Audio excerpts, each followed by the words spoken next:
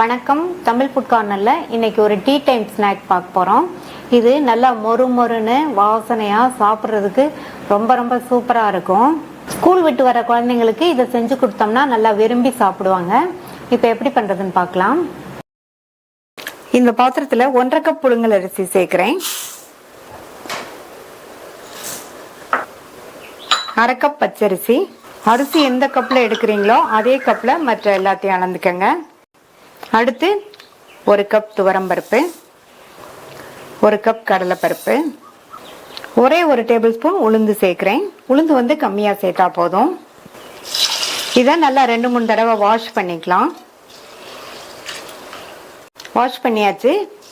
இதுல நல்லா முங்குற அளவுக்கு தாராளமா தண்ணி சேர்த்துட்டு இது கூட 4 காஞ்ச மிளகாவையும் சேர்த்து ஊற வச்சுக்கலாம். நான் மிளகாய் 4 சேர்த்திருக்கேன். நீங்க உங்களுடைய காரத்துக்கு தகுந்தபடி சேர்த்துக்கங்க. மூடி வச்சு 3 மணி நேரம் ஊறட்டும். ஊற வச்சு 3 மணி நேரம் ஆச்சு. 3ல இருந்து 3.5 மணி நேரம் கண்டிப்பா ஊற வச்சுக்கோங்க. இப்ப இதுல உள்ள தண்ணியை கம்ப்ளீட்டா வடிச்சிடலாம். தண்ணியை கம்ப்ளீட்டா வடிச்சிட்டு இந்த மிக்ஸி ஜார்ல ஊற வச்ச மிளகாய், இதுல இருந்து ஊற வச்ச இந்த அரிசி பருப்புல இருந்து கொஞ்சம் சேர்த்துக்கலாம். ஃபர்ஸ்ட் கொஞ்சமா அரிசி பருப்போட மிளகாவை சேர்த்து அரைச்சிட்டோம்னா மிளகாலாம் நல்லா அரைபற்றும். இது கூட 1/2 இன்ச் அளவுள்ள இஞ்சியை கட் பண்ணி சேர்க்கிறேன். இதை வந்து கோர்ஸா அரைக்கணும். தண்ணி வந்து தேவைப்பட்டா கொஞ்சமா 1 டேபிள் ஸ்பூனோ 2 டேபிள் ஸ்பூனோ மட்டும் சேர்த்து அரைச்சிக்கங்க. தண்ணி நிறைய சேர்க்க வேண்டாம். அரைச்சாச்சு. இந்த மாதிரி கெட்டியா கோர்ஸா இருக்கிற மாதிரி அரைச்சிக்கங்க. அப்பதான் வந்து இந்த டிஷ்ஷு நல்லா மொறுமொறுன்னு இருக்கும். இதை இந்த பாத்திரத்துல சேர்த்துட்டு மீதி உள்ளதையும் கொஞ்சம் கொஞ்சமா சேர்த்து கொஞ்சமா தண்ணி சேர்த்து கோர்ஸா அரைச்சிக்கலாம். இதே மாதிரி எல்லாத்தையும் அரைச்சிட்டு பார்க்கலாம். எல்லாத்தையும் அரைச்சாச்சு. இந்த மாதிரி மிக்சியில அரைக்கும் போது மொத்தமா சேர்க்கறத விட கொஞ்சம் கொஞ்சமா சேர்த்து அரைச்சாதான் நமக்கு வந்து இந்த மாதிரி கெட்டியா கோர்ஸா அரைக்க முடியும். எல்லாத்தையும் மொத்தமா போட்டு அரைச்சிங்கன்னா சரியா அரைப்படாது. அடுத்து இது கூட 3 பச்சை மிளகாய் கட் பண்ணி சேர்க்கிறேன். நீங்க வந்து உங்களுடைய தேவைக்கு தகுந்தபடி சேர்த்துக்கங்க. 1/4 கப் தேங்காய் துருவல்.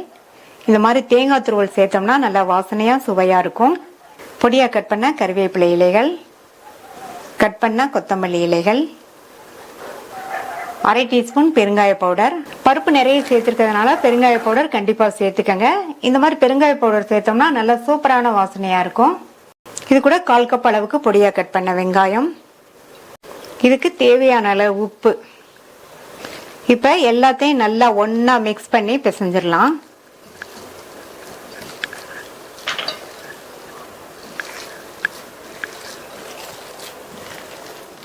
எல்லாத்தையும் ஒன்று சேர்த்து பிசைஞ்சாச்சு. இதுல இருந்து கொஞ்சம் கொஞ்சமா எடுத்து கொஞ்சம் சின்ன சின்னதா எண்ணெயில இப்படி போடணும். இந்த மாதிரி கடாயில எண்ணெய் விட்டு சூடாயிடுச்சு. இந்த மாதிரி கொஞ்சம் கொஞ்சமா எடுத்து இப்படி கிள்ளி கிள்ளி போடுங்க.